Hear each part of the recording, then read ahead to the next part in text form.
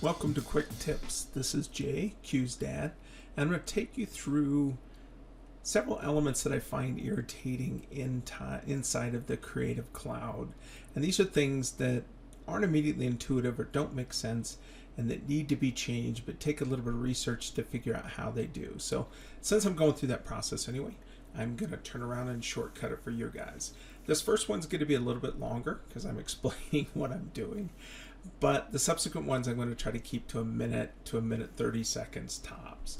So I've got a catalog inside of Lightroom here, and this is just a shoot that I did with a local model here. And I've already imported this, but what I found is as I was doing this, it was extremely irritating that the second I would put in a memory card or the second I would put in a USB drive or a pen drive, the dialog to import, the file import photos.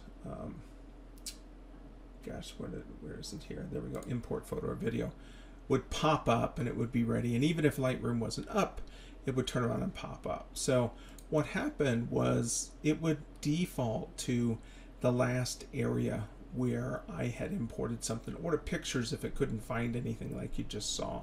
The problem is my workflow takes me through this interface, but I don't always remember to put it in the same place. So what I want to do is call up File Explorer, and I want to manually copy them where I want, and then I want to add them to the system instead of importing them, which ends up being more logical for me, keeps from making a lot of mistakes, putting files in places where I don't know. So when I go to move them into offline storage, I don't have to hunt around as to where the original files are. So I went into the obvious place, which is Edit Preferences, and you would think that this would solve it. So I went in and I clicked on this, Show Import Dialog when a memory card is detected. So I unchecked it and said, okay, we're ready to go. Put in my next memory card, boom, it popped up again.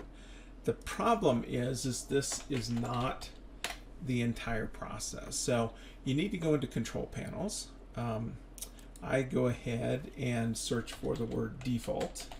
But what we want to do is find the autoplay options. And if you click on autoplay, here's the option that we want. If you look at a removable drive, this was originally saying import photos, Adobe Lightroom. And if you look at the memory card, it was import photos, Adobe Lightroom. So that was a problem. And essentially, I think most people would turn this off, the removable drive, to take no action, and they'd be done with it. And only when you put in a physical camera memory card would it pop up. Because of my workflow, though, I need to have both of these as take no action. Then once I save it, the problem was solved. It no longer pops up. So it was that simple. Anyway, hopefully that shortcuts your time here. Look forward to more in this series, and I'll continue to go in. This is what I consider an intermediate series. I'll have some more advanced stuff on my workflow and how I go through and select what images I'm going to keep and delete and kind of the timings for all that. So this is Jay signing out until the next video, and I'll talk to you then.